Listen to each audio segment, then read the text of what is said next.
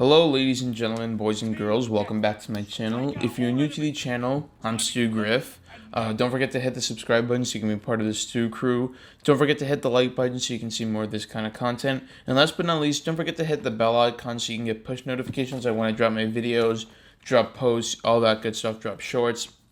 So, if you haven't checked out my previous video talking about, or a gameplay of the Vanguard beta, be sure to go check that out. Link will be in the description below. Today I'm going to be talking about Vanguard again, and the first weekend of the beta actually ended at 1 o'clock p.m. on the East Coast here. And so I'm just going to be going over some pros and cons when I first played the beta, and I'm also going to be giving my verdict on whether or not you should pre-order this game or whether you should wait for a little bit. And so, without further ado, let's get this video on. Okay, so we're going to be going over the pros first, and first things first, this has been in Call of Duty for quite some time. The graphics, the graphics are absolutely stunning. That's a given, especially if you're playing on the next-gen consoles. I personally play on a PS5, so the graphics are absolutely stunning. I only play on a 1080p monitor because unfortunately I'm at college, but it would look very stunning if you played on a 4K and 120 hertz monitor or a TV. So the graphics, there's really no problem with the graphics for the past couple years. Activision and Sledgehammer absolutely killed it with the graphics this year. It absolutely looks beautiful. And another thing is the gameplay feels buttery smooth, and it's not like super choppy. This hasn't really been a problem. The gameplay's really smooth, and the gunfights are really good as well. I will get into the guns in a little bit, and there's really no problem with the gameplay, as I just mentioned. The map rotation is also very, very good. You obviously have, I think there were 3 maps. I think there was the beach map, Gavudu. There was Hotel Royal, which is the 2-story kind of thing, and then you had I forget the last one. It was the one in Russia. It was the snowy map, but if I remember it, I'll mention it. But the map rotation is really good, and it's not too open. It's not too closed. The one in Russia is actually a very big map, but the other 2 maps aren't as bad. The lanes are pretty good. The layout's pretty nice, and obviously they look really nice. And one more thing that I really enjoyed is that Champion Hill is a very, very nice addition this year. Obviously, the last team standing. It's a nice little game mode, so it's kind of like Battle Royale in a sense, but it's not like all 8 teams are facing each other at the same time. It's it's kind of like a tournament style sort of thing, so you get paired up with a teammate. You can obviously play with a friend of yours or get with a random teammate, and then you randomly get matched with a certain team, and you have to get whoever gets more eliminations by the end of the round wins that round. And you each have 12, so you have 12 team lives, so which is 6 lives a person, and each round there's an extra life. And it's a really fun game. I remember playing it in the alpha, and I actually won about my 3rd time, but I haven't had the same luck quite yet when I started playing the beta. But Champion Hill is a very nice addition, and I thought that Sledgehammer did really well with this new game mode, and hopefully they make more changes to it and they bring more maps out when the main game comes out on the 5th of November. And finally, as I mentioned before, the gunfights, the good gunfights, that comes from really good weapon balance. So there's not one super overpowered gun, but the guns are very powerful, I will say that. So obviously the MP40 is very good. That was pretty good back in World War II. The Tommy gun's really good as usual. The STG is really good. The M1 Garand kills pretty well too. But the only thing is the shotguns are very, very weak. So if you're trying to, well, not very weak, they're just really hard to use because the revolving shotgun takes absolutely forever to reload. And so if you try using that, you're basically screwed if you run out of ammo in a gunfight. So it's kind of a good secondary weapon to have if you run out of ammo in your main gun and you're trying to kill up close. It's just good to have, but shotguns aren't very good. Other than that, the weapon balance is perfect. Obviously, they're going to like patch some stuff up if they think something is way too powerful. And yeah, those are pretty much all the pros. Now we talk about the cons.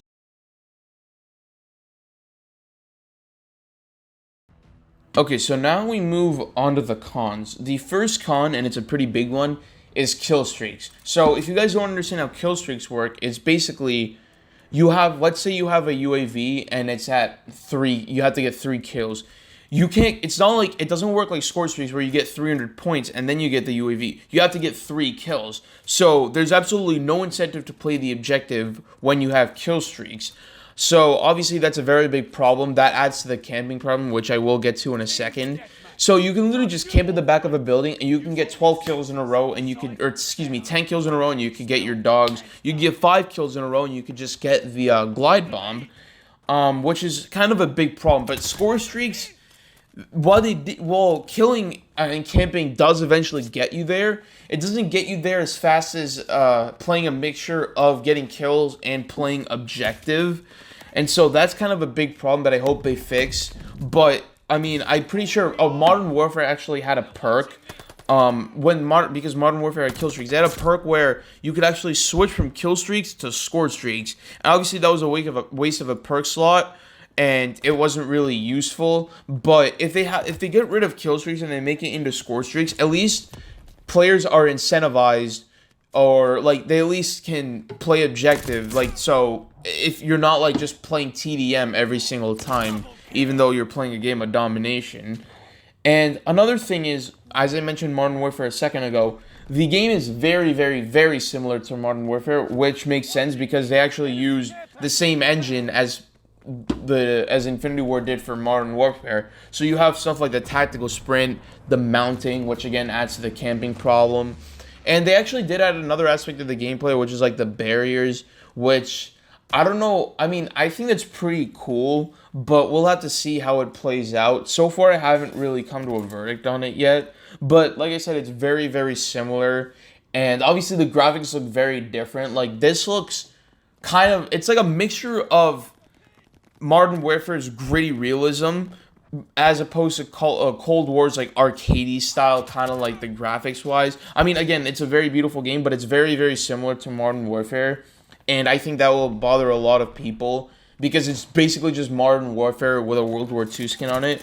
But that's not necessarily a bad thing because Modern Warfare did do a lot of really good things with their engine. And we'll see if Sledgehammer Games actually maintains the majority of IW4, the IW4 engine, which is the engine used to make Modern Warfare, or if they'll add some, you know, like styles of gameplay over from Cold War, or like come up with their own to kind of make it like a really interesting game.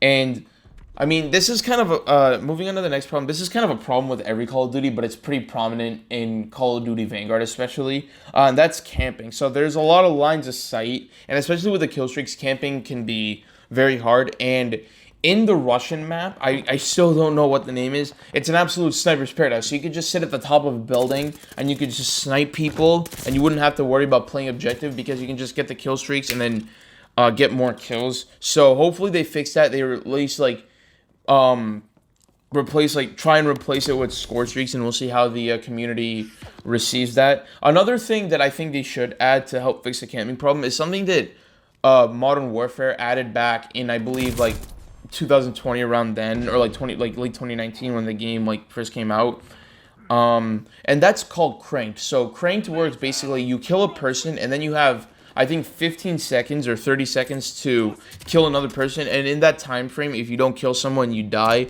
And that incentivizes people to keep moving so they don't blow up, and that actually helped the camping problem quite a bit in Modern Warfare. It actually cleared up a lot, even though kill streaks still did exist. And that's kind of a big problem. Hopefully Sledgehammer fixes that. I mean, I'm very optimistic about this game because they have been listening to the community very, very much. And so hopefully they listen to the community and the community voices their concerns over the camping problem and the kill streak and score streak problem. But we'll have to see what happens in the next 2 months. Finally, my last con is you have blitz pace on small maps. So blitz is basically 14v14, so it's like it's very chaotic. It really only works on the Russian map, and it doesn't work on like Gavudu or like like on Hotel Royal, just because it's a much smaller map and those maps are built for 6v6s. Gavudu, you can get away with 10v10. I actually have played 10v10 and it's actually quite fun on there. But Hotel Royal is only built for 6v6 gameplay. And so I think they can, by testing it out, that's kind of a good thing. They can like figure out like, okay, blitz pacing only works on the Russian map because 6v6 is actually way too slow on there. I played Kill Confirmed. It took forever. I mean, obviously, we got to the time limit and we didn't even finish the game because it was so slow. So hopefully Sledgehammer Games fixes that, and I'm optimistic that they will, because they have been listening to the community a lot this past year, and I'm excited to see what Sledgehammer Games has to offer since 2017, their first Call of Duty title in 4 years. And with that, the pros and cons are done.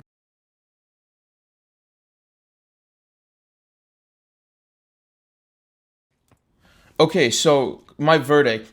I think Sledgehammer's 2021 Call of Duty title will look very promising. You all know, obviously, the gameplay is really good. The 10 attachments I think is pretty good. Gunsmith, they brought back Gunsmith. That's another pro that I forgot to mention. Very, very happy about that. You know, you can just make your gun into like this absolutely cracked weapon that just tears the enemy to shreds. And if they make changes to the game, I think it will look very, very good. And World War II, I thought, was actually a pretty decent Call of Duty game. They just didn't give it the love and updates that it deserved, and that would have made it a potentially very good Call of Duty. But hopefully Sledgehammer Games actually cleans up their act and they make a very, very good game. I've heard a lot of positive feedback from the community about the game. I thought it was going to suck personally, and then I saw gameplay and it actually looked pretty fun, so I tried the beta out and it actually looked really, really fun. And so yeah, that's pretty much the verdict, and with that, the video ends. I thank you all so much for tuning into this video, tuning into another episode of Stu Griff. Thank you, like I said, thank you all so much for watching. Don't forget to hit subscribe to be part of the Stu crew. Don't forget to hit the like button so you can see more of this kind of content. And finally, don't forget to hit the bell icon so you can get push notifications on when I drop videos. Anyways, this is Sid signing off. Peace out.